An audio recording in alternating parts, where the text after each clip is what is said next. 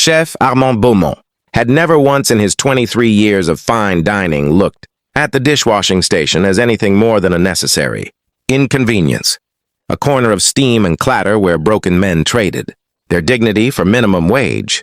And when the new dishwasher arrived that Tuesday morning at Restaurant Élysée, the 3 Michelin-starred temple of French cuisine in the heart of Manhattan, Armand barely glanced at him before turning away, with a curl of his lip that his entire brigade had learned to fear. The young man's name was Marco Reyes, 22 years old, the son of a Mexican immigrant who had spent his whole life in the back alleys of kitchens, watching, absorbing, memorizing every technique. Through cracked service windows and stolen glances at culinary books, he borrowed from the public library and read under a single bulb in his one-room apartment in the Bronx. Marco did not speak much when he arrived. He tied his apron, rolled up his sleeves, and began washing methodically and silently, with a discipline that none of the other kitchen staff had bothered to notice.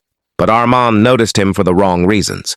When Marco accidentally dropped a ramekin near the pass, Armand spun around with the full fury of a man who believed humiliation was a teaching tool and announced to every soul in that kitchen that the dishwasher had the hands of a child and the brain of a broken disposal unit. And laughter rippled through the brigade like an obedient wave, because no one in Armand's kitchen laughed at the wrong moment or stayed silent at the right one.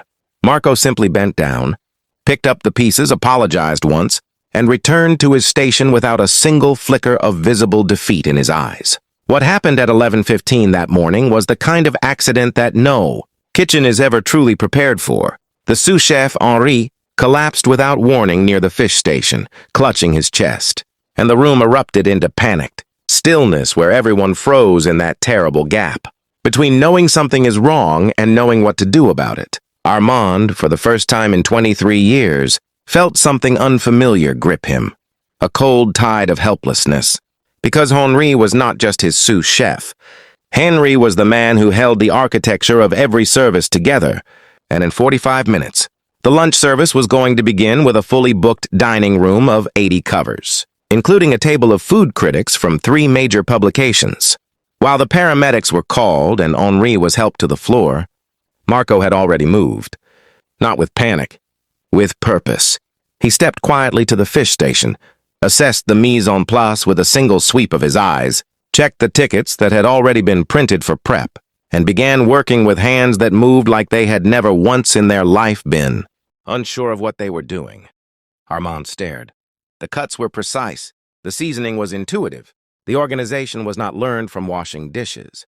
When Armand finally found his voice and demanded to know what Marco thought he was doing, Marco looked up calmly and said he had been cooking since he was 9 years old, that he had staged unofficially in 4 kitchens across the city, that he had read every cookbook in the Gordon Cordon Bleu syllabus twice, and that right now, with service in 40 minutes and no sous chef, they did not have time for this conversation.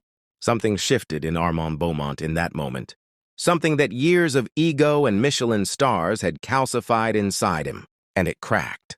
He gave Marco the station. Within the first 20 minutes of service, the brigade had quietly reorganized itself around Marco's calm authority. He called orders without raising his voice. He corrected plating with a single word.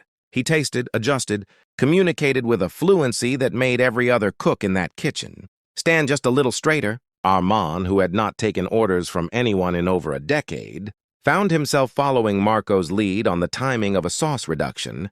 And when the service ended, 2 hours later, with not a single complaint from the dining room and a compliment card from the critics' table, Armand walked to Marco's station and stood there for a long moment in silence, before extending his hand. He offered Marco the sous chef position before the man had even untied his apron. Marco accepted, not with triumph, not with the satisfaction of revenge, but with the same quiet steadiness with which he had spent his whole life waiting for one person to simply look past the steam and the dishes and see what was actually standing there. Greatness does not announce itself.